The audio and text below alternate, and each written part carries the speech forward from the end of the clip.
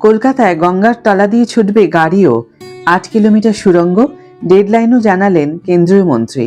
গঙ্গার তলা দিয়ে সুড়ঙ্গ খুঁড়ে কলকাতা ও হাওড়াকে জুড়েছে মেট্রো রেল। এবার একইভাবে সুড়ঙ্গ পথে গাড়ি যাতায়াত করানোর পরিকল্পনা নিয়েছে কেন্দ্রীয় সরকার, অর্থাৎ মেট্রো রেলের মতো গাড়িও ছুটবে গঙ্গার তলা দিয়ে। Hi everyone, welcome back to my channel অঞ্জনার ব্যঞ্জনা।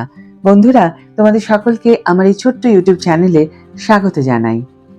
হাওড়া ব্রিজ ও দ্বিতীয় হুগলি সেতুর চাপ কমাতে এই অভিনব উদ্যোগ নেওয়া হয়েছে বলে জানা গিয়েছে। প্রধানমন্ত্রী গতিশক্তি প্রকল্পের অধীনে গঙ্গার তলা দিয়ে তৈরি হবে এই সুড়ঙ্গ। এই প্রকল্প নিয়ে ইতিমধ্যেই জানিয়েছেন কেন্দ্রীয় জাহাজমন্ত্রী শান্তনু ঠাকুর। এই ঘোষণার পর সার্ভের কাজও শেষ করেছে জাহাজ, জলপথ ও বন্দর মন্ত্রক। এই সুড়ঙ্গ পথের জন্য মোট 11,000 কোটি টাকা বরাদ্দ করা হয়েছে। প্রকল্পের অধীনে মোট 15 কিলোমিটার রাস্তা হবে, তার মধ্যে 8 কিলোমিটার থাকবে সুড়ঙ্গ পথ। গঙ্গার তলা দিয়ে এই সুড়ঙ্গ খোঁড়া হবে। এই প্রকল্প শেষ হলে হাওড়ার ব্রিজ ও দ্বিতীয় হুগলি সেতুর চাপ কমবে।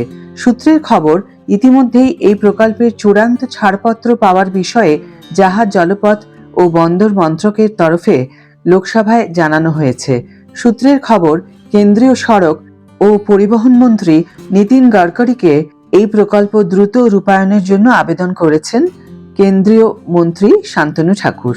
কেন্দ্রীয় সড়ক পরিবহন মন্ত্রীর তৎপরতায় এই প্রকল্পের কাজ দ্রুত শুরু করতে চলেছে বন্দর কর্তৃপক্ষ।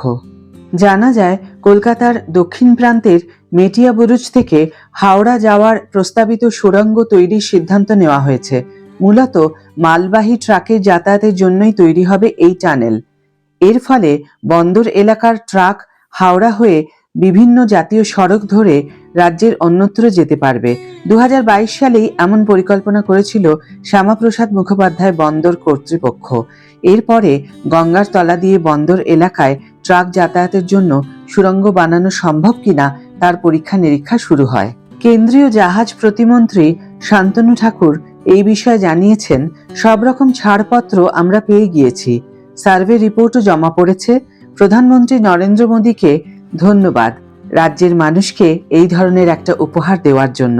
খুব দ্রুত কাজ শুরু হবে, 1 বছরের মধ্যেই এই কাজ শেষ হবে বলে জানিয়েছেন কেন্দ্রীয় জাহাজ প্রতিমন্ত্রী শান্তনু ঠাকুর।